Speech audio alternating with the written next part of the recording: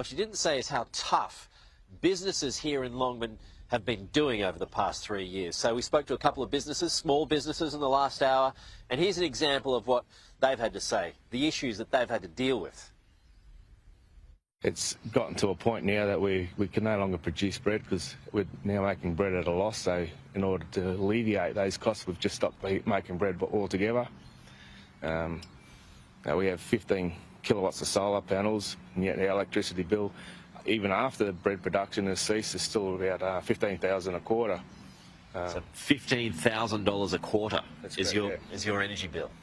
And if we were to pass on the costs for the loaf of bread, the true cost of a loaf of bread to customers, would be about $8.50 a loaf.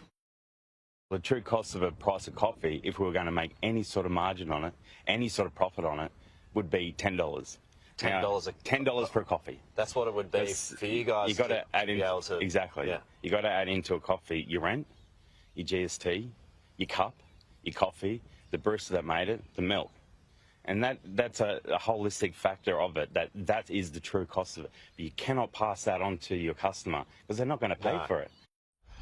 It's staggering, isn't it? Well, Terry Young joins me now. He is the LNP member who has held this seat now for the past 2 elections, hoping to make it 3 out of 3. Terry, good to see you this morning. Yeah, thanks for having me. It's a terrible indictment of things, isn't it, at the moment, and a reminder of just how tough the environment is when you've got business owners that you know around here. Yeah. You got Michael and Richard. Michael's saying that his energy bills has gone up $15,000 a quarter. Yeah. And then you got Richard who says, you know, the cost of a coffee should be $10. I mean, it's extraordinary, isn't it, just to survive? Yeah, 100%. And it's a story that I'm hearing everywhere, unfortunately, through the electorate.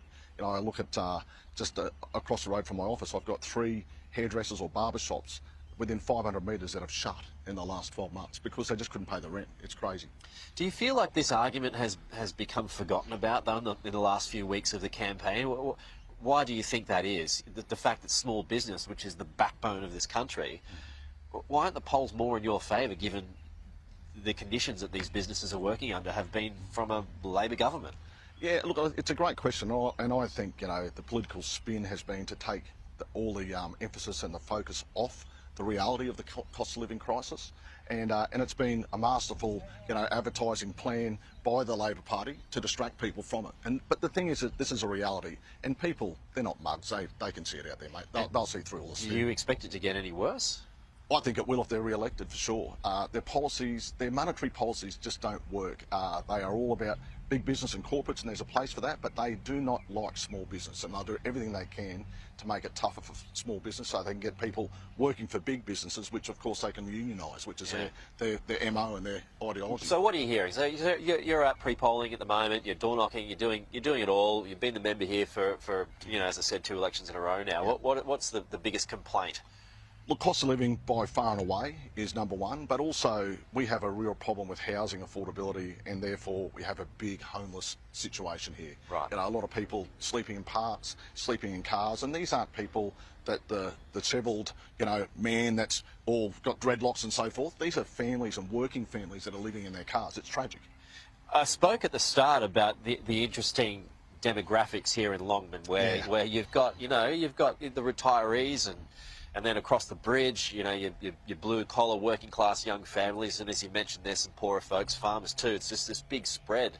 Has that changed much since you've been the member?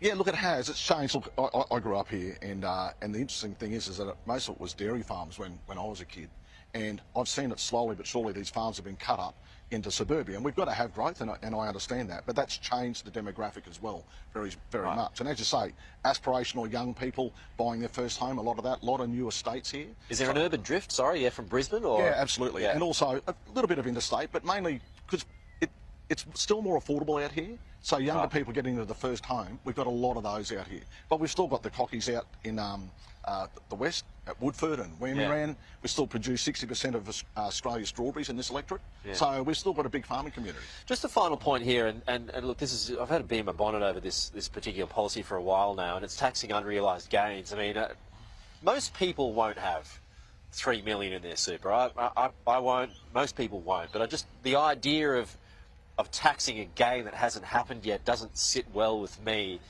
and I feel like a lot of folks don't realise that. And this is a policy push from from the Labor government, and if the Greens get in, you know, that could well go through. For a place like Longman, Bribie Island, you've got a lot of retirees. Whether they've got that much buried in their super, I don't know. Maybe unlikely, but do they bring that up at all? Look, they do, and the thing about it is that's where it is now, and once they get it in, who's to say they don't lower it to 2 million and 1 million? And let's think about it, in 20 or 30 years' time, probably half the people will have over $3 million in their super. From indexation, Of course, yeah, that's the way it works. So I think it's a terrible thing, and you can't be paying tax on money that you haven't earned. I don't think that's Australian. Well, it just goes against the general principles of investing. That's why I don't like it. I mean, regardless of whether you've got that much or not, it's the principle of the matter. But yeah, 100%. Anyway, Terry, good to see you. Thanks for your time. Best of luck this weekend. You feeling okay? Yeah, no, look, the people here are good, honest people.